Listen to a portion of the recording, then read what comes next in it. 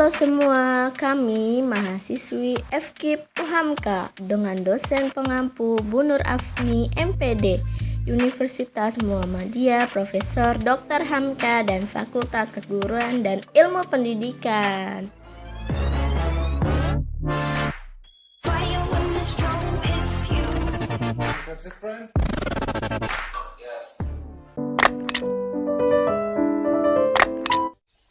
Assalamualaikum warahmatullahi wabarakatuh.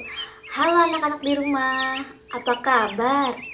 Semoga sehat selalu ya dan terhindar dari segala penyakit. Nah, sebelum kita mulai pembelajaran, Ibu mau tes dulu nih semangat kalian. Jika Ibu bilang semangat pagi, kalian jawabnya pagi, pagi, pagi, oke? Tapi dengan suara yang lantang ya dan juga penuh semangat. Oke, Ibu ulang ya. 1, 2, 3. Semangat pagi. Pagi, pagi, pagi. Wow, ternyata kalian masih semangat ya pada hari ini. Baik, sebelum Ibu memulai materi pelajaran pada hari ini atau membahas materi pelajaran pada hari ini, Ibu akan memperkenalkan diri terlebih dahulu beserta teman-teman Ibu. Halo, nama saya Halvina Fajrianti, NIM 19010255160. Halo, perkenalkan nama saya Destia Ramadhani dengan nomor induk mahasiswa 1901025017. Perkenalkan, nama saya Feby Fadia dengan NIM 1901025124124. Perkenalkan, nama saya Safira Azahra dengan NIM 19010255014. Nama Ibu adalah Nia Febrianti Utami dengan NIM 19010252232. Perkenalkan, nama saya Zidna Ilma dengan NIM 19010252208. Baik anak-anak, sudah ada yang tahu belum ya hari ini kita akan belajar apa?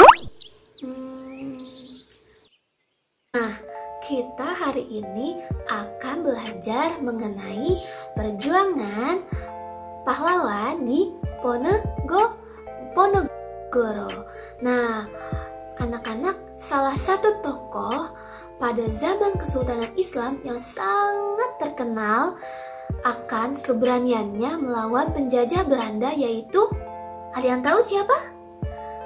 Oke, nah yaitu Pangeran Diponegoro. Nah, pangeran ini berasal dari Jawa Tengah, Jawa Barat ya. Jawa Tengah. Nah, apakah sudah ada yang tahu nama asli dari Pangeran Diponegoro dan juga kapan ya kira-kira Pangeran Diponegoro ini dilahirkan? Oke, Ibu akan jelaskan ya. Nah, Pangeran Diponegoro ini lahir di Yogyakarta pada tanggal 11 November 1785. Kira-kira sudah ada yang lahir belum ya kalian? Oke. Beliau merupakan putra sulung dari Sultan Hamengkubuwono III. Dari nama aslinya yaitu Gusti siapa? Gusti Raden Mas Suraja dan istrinya yang bernama Raden Ajeng Mangkarawati. Nah, kemudian semasa kecilnya itu Pangeran Diponegoro itu awalnya bernama Raden Mas Antarwirya. Nah, namun setelah beliau beranjak dewasa, nama itu pun berganti menjadi Pangeran Diponegoro. Kemudian, hal ini dilakukan sebagaimana tradisi yang ada di keraton, karena Pangeran Diponegoro adalah putra sulung raja.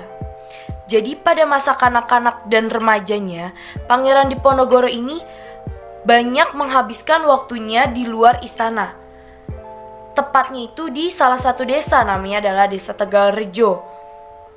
Dan ini adalah salah satu penyebab kenapa Pangeran Diponegoro lebih sering atau lebih bisa berbaur dengan siapapun dan dari kalangan manapun. Akan tetapi, Pangeran Diponegoro lebih sering berbaur dengan para santri dan ulama yang berada di sekitaran keraton. Perwatakan ini yang membuat Pangeran Diponegoro dianggap sebagai tokoh bangsawan yang rendah hati kepada seluruh rakyatnya. Lalu, kebiasaan Pangeran Diponegoro ini berbeda sekali dengan para bangsawan muda yang berada di Keraton Yogyakarta, karena Pangeran Diponegoro ini jarang muncul di istana. Nah, anak-anak, apakah kalian ada yang mengetahui tentang perjuangan singkat Pangeran Diponegoro tersebut? Baik, jika kalian tidak ada yang mengetahuinya, di sini Ibu akan menjelaskan tentang perjuangan singkat Pangeran Diponegoro tersebut. Nah, anak-anak, di Indonesia ini pernah mengalami masa kelamnya yang dijajah oleh kolonial Belanda selama 3,5 tahun abad, dan salah satu perlawanan rakyat Indonesia terhadap penjajah kolonial Belanda adalah Perang Diponegoro. Maka dari itu, Perang Diponegoro berlangsung selama 5 tahun lamanya, dari tanggal 21 Juli 1825 sampai dengan 9 Februari 1830. Dan perang ini dilatar belakangi oleh kebencian rakyat Jawanya terhadap Belanda atas penindasan yang terjadi di tanah Jawa. Lalu, sesuai dengan namanya, perang itu dipimpin oleh Pangeran Diponegoronya sendiri loh. Kemudian, Perang Diponegoro berawal dari pihak Belanda yang memasang patok di tanah milik Diponegoro di Desa Tegalrejo. Dan saat itu, Pangeran sudah tidak suka dengan kelakuan Belanda yang tidak menghargai adat istiadat setempat dan mengeksploitasi rakyatnya dengan pembebanan pajak. Yang terjadinya antara Belanda penduduk pribumi yang dipimpin oleh Pangeran Diponegoro. Dan perang ini disebabkan oleh Belanda membangun jalan dari Yogyakarta ke Magelang yang melewati makam leluhur Pangeran Diponegoro. Kemudian terjadilah sebuah pertempuran di puluhan kota dan desa di seluruh daerah Jawa. Pertempuran berlangsung sangat dahsyat, sehingga bila suatu wilayah dikuasai oleh pasukan Belanda pada malam hari, maka malam harinya sudah direbut kembali oleh pasukan pribumi atau sebaliknya. Serangan besar rakyat pribumi terhadap pasukan Belanda selalu dilaksanakan pada bulan 2 di musim penghujan, karena hujan yang deras membuat pasukan Belanda terhambat. Kemudian, pada tahun 1827, Belanda melakukan penyerangan terhadap Diponegoro dengan menggunakan sistem benteng, sehingga pasukan Diponegoro terjepit. Akhirnya pada tanggal 28 Maret 1830, Jenderal de Kock berhasil menjepit pasukan Diponegoro di Magelang, hingga akhirnya Pangeran Diponegoro bersedia menyerahkan diri dengan syarat harus melepaskan anggota laskarnya. Lalu Pangeran Diponegoro ditangkap dan diasingkan ke Manado, kemudian dipindahkan lagi ke Makassar hingga beliau wafat di Benteng Rotterdam pada tanggal 8 Januari 1855. Selanjutnya, perilaku yang pantas kita tiru dari seorang Pangeran Diponegoro yaitu semangat berjuang. Semangat berjuang di sini berarti ketika kita sudah mengikhlaskan itu tenaga, harta, pemikiran kita untuk kepentingan orang banyak. Walaupun itu merugikan diri kita sendiri, tetapi seorang pahlawan akan rela mempertaruhkan nyawanya untuk perjuangannya. Selanjutnya yaitu berani. Ketika kita sudah berani, kita tidak akan memikirkan hal-hal buruk yang akan terjadi. Jadi kita berani untuk mengambil resikonya dan tidak akan takut akan kegagalan. Jika ia mengalami kegagalan, maka ia akan berpikir bagaimana caranya untuk kita tidak gagal dan terulang kembali kegagalan tersebut. Selanjutnya yaitu pantang menyerah. Seorang pahlawan tidak akan pernah pantang menyerah. Walaupun pada zaman dahulu, alat peperangan pada zaman Belanda lebih modern daripada alat peperangan di negara kita. Di negara kita hanya bermodalkan dengan bambu runcing, tapi para pahlawan tidak pernah takut untuk melawannya. Justru mereka semangat berjuang dan pantang menyerah untuk melawan penjajahan Belanda tersebut. Selanjutnya kita bahas sikap kepahlawanan dari Pangeran Diponegoro. Di sini ada 3 sikap yang harus kita ketahui dari Pangeran Diponegoro. Pertama, patriotisme. Nah, di sini sudah ada yang tahu patriotisme itu apa? Jadi, patriotisme ini merupakan sikap rela dan berani berkorban atas segala yang dimiliki, termasuk nyawa dari Pangeran Diponegoro itu loh, demi membebaskan rakyatnya dari kesewenang-wenangan Belanda yang menyengsarakan kehidupan rakyatnya. Lalu yang kedua, cinta tanah air. Cinta tanah air ini merupakan salah satu pemicu amarah loh dari Pangeran Diponegoro itu sendiri. Kenapa begitu? Karena Belanda sangat tidak menghargai adat istiadat setempat.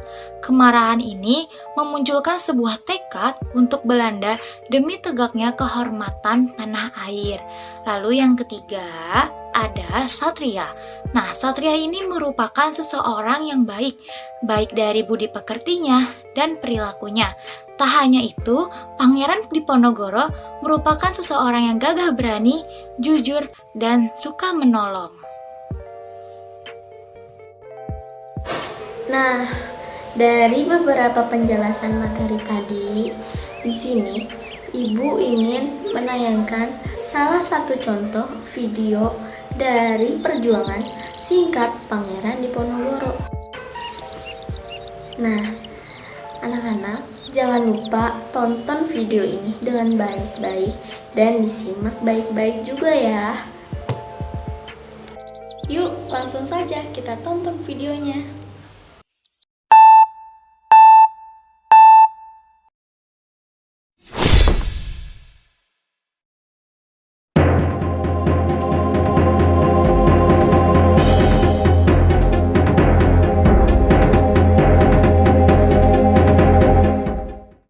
Pangeran Diponegoro, pemimpin Perang Jawa. Bendoro Pangeran Haryo Diponegoro, atau lebih dikenal sebagai Pangeran Diponegoro, adalah salah satu pahlawan nasional Republik Indonesia yang memimpin Perang Diponegoro atau Perang Jawa antara tahun 1825 sampai 1830. Pangeran Diponegoro lahir di Ngayogyakarta, Hadiningrat pada 11 November 1785. Ia adalah putra dari Raden Ajeng Mangkarawati dan ayah bernama Gusti Raden Mas Suraja. Nama asli Pangeran Diponegoro adalah Bendoro Raden Mas Mustahar yang ia dapatkan ketika ia lahir. Di kemudian hari, nama tersebut berubah menjadi Bendoro Raden Mas Antawirya. Nama Pangeran Diponegoro ia dapatkan ketika ayahnya Gusti Raden Mas Suraja naik tahta menjadi raja dan bergelar Hamengkubuwono III. Pada masa mudanya, Pangeran Diponegoro sudah tertarik memperdalam agama Islam dengan membaca buku-buku Islam dan belajar dari para ulama. Meskipun Pangeran Diponegoro merupakan seorang keturunan bangsawan, dia sebelumnya tidak menaruh minat terhadap dunia perpolitikan keraton. Ia lebih menyukai hal-hal yang menyangkut pada masalah keagamaan dan lebih nyaman berbaur dengan rakyat. Namun hal ini berubah drastis ketika dirinya ditunjuk sebagai salah satu wali dari Sultan Hamengkubuwono V yang pada saat itu masih berusia 3 tahun. Karena baru berusia 3 tahun, pemerintahan keraton sehari-hari dikendalikan oleh Patih Danureja dan Residen Belanda. Pangeran Diponegoro yang tidak menyukai dengan cara perwalian itu akhirnya mengajukan protes. Ia tidak menyukai dengan campur tangan Residen Belanda yang masuk ke dalam pemerintahan keraton. Berawal dari masalah tersebut, mulai tumbuh jiwa anti-kolonial dalam diri Diponegoro. Permasalahan yang lebih kompleks kembali muncul ketika Belanda memasang patok-patok di atas lahan milik Diponegoro di desa Tegalrejo tanpa izin. Tindakan tersebut ditambah dengan beberapa kelakuan Belanda yang tidak menghargai adat istiadat setempat dan penerapan pajak tinggi terhadap rakyat membuat Pangeran Diponegoro geram. Hal inilah yang akhirnya mendorong Pangeran Diponegoro untuk mengobarkan perang melawan Belanda yang dikenal dengan Perang Jawa. Sejarah mencatat Perang Jawa atau Perang Diponegoro adalah perang yang memakan korban terbanyak dalam sejarah Indonesia, yaitu 8.000 serdadu Hindia Belanda, 7.000 pribumi, dan 200.000 orang Jawa dengan kerugian sekitar 25 juta gulden. Keputusan dan sikap Pangeran Diponegoro yang menentang Belanda kemudian didukung oleh banyak pihak. Salah satunya adalah GPH Mangkubumi yang menyarankan kepada Pangeran Diponegoro untuk pergi dari Tegalrejo dan membuat markas di Gua Selarong. Seruan Perang Sabilillah yang disebarkan oleh Diponegoro menarik banyak simpati masyarakat yang membuat mereka tidak segan untuk ikut bergabung ke dalam pasukan melawan Belanda. Bahkan saking besarnya perang tersebut, Perang Diponegoro tidak hanya terjadi di daerah Yogyakarta saja, tetapi juga menyebar sampai ke Semarang, Banyumas, Wonosobo, hingga ke Tuban, Pacitan, Kediri, dan Surabaya. Luasnya daerah peperangan membuat perang ini disebut sebagai Perang Jawa. Dalam mengobarkan peperangan, Pangeran Diponegoro dibantu oleh beberapa pihak, di antaranya Kiai Mojo, seorang tokoh Islam dari Surakarta.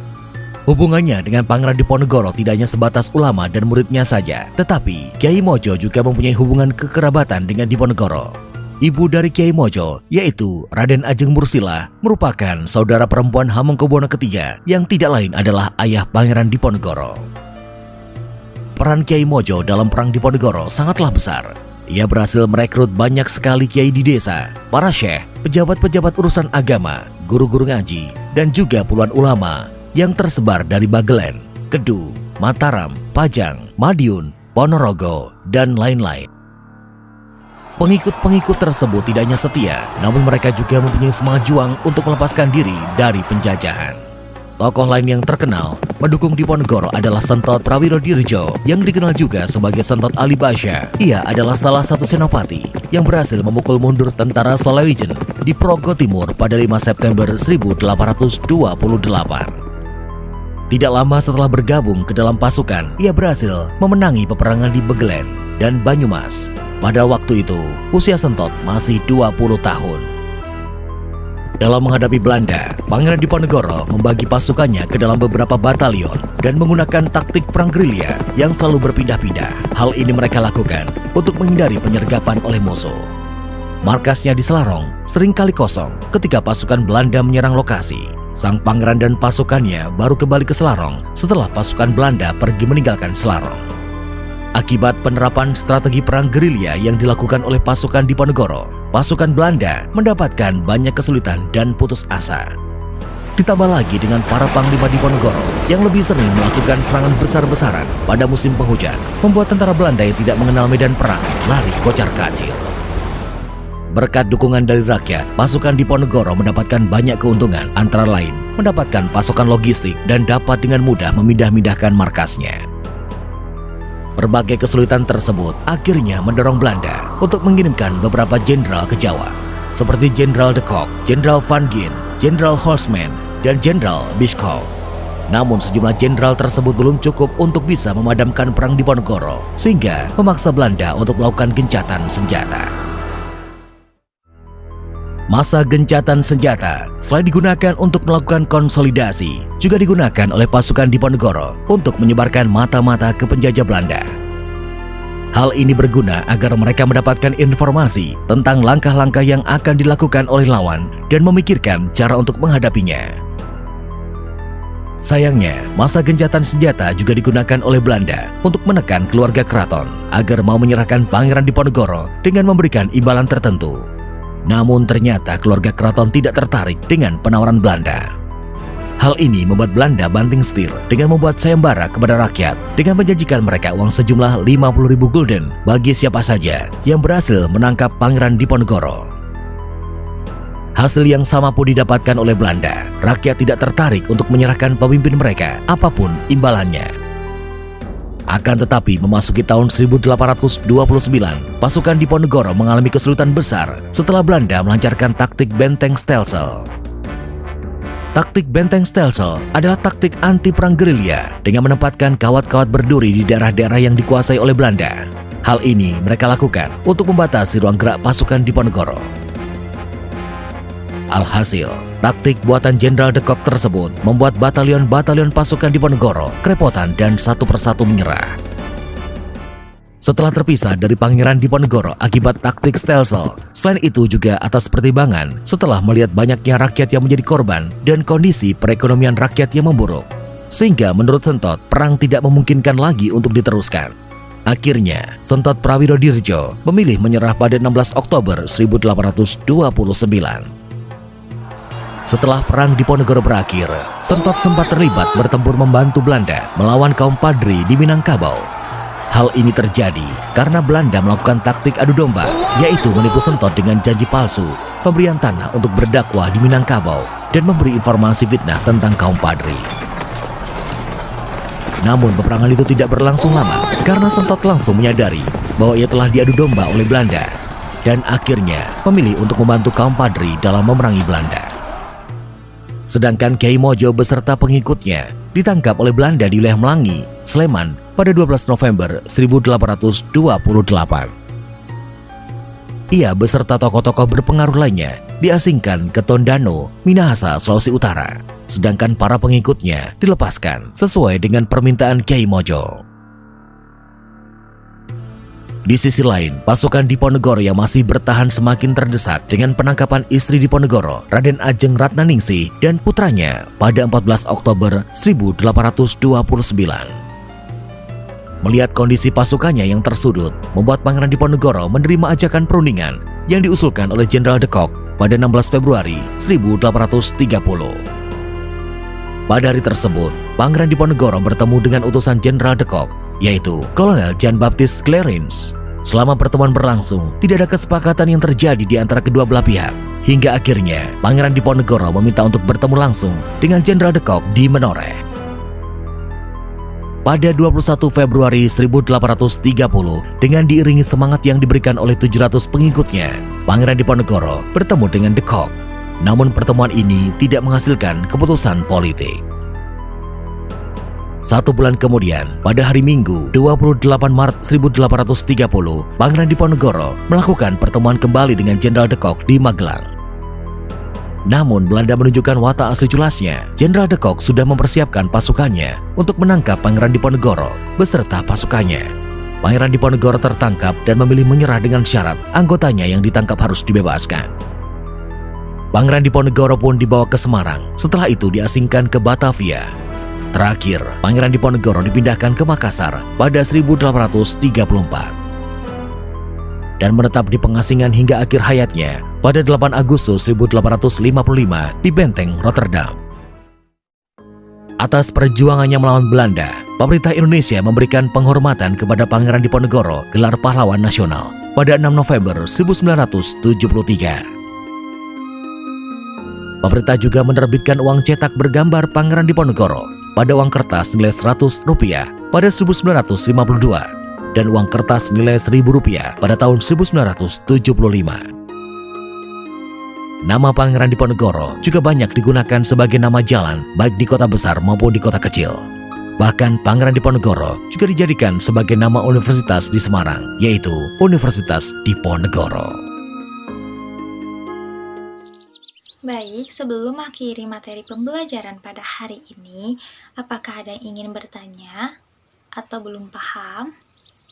Jika tidak ada dan paham semua, maka akan diberikan tugas oleh ibu untuk dikerjakan di rumah. Jangan lupa dicatat tugasnya ya. Jadi, tugasnya itu melakukan kegiatan sehari-hari saat di rumah yang terkait pada perilaku kepahlawanan dari Pangeran Diponegoro. Divideokan lalu dikirim ke ibu ya. Jangan lupa untuk dikerjakan tugasnya. Cukup sekian untuk pembelajaran pada materi hari ini. Dan terima kasih untuk kalian semua yang sudah mengikuti serta menyimak kegiatannya. Semoga ilmunya dapat bermanfaat bagi kalian semua. Sampai jumpa di pelajaran berikutnya.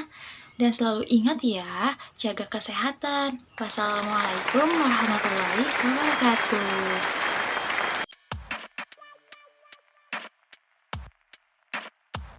Dan terima kasih untuk pihak yang telah membantu kelancaran tugas ini, yaitu Bu Nur Afni, MPD, dan Bu Ika Yatri, MPD.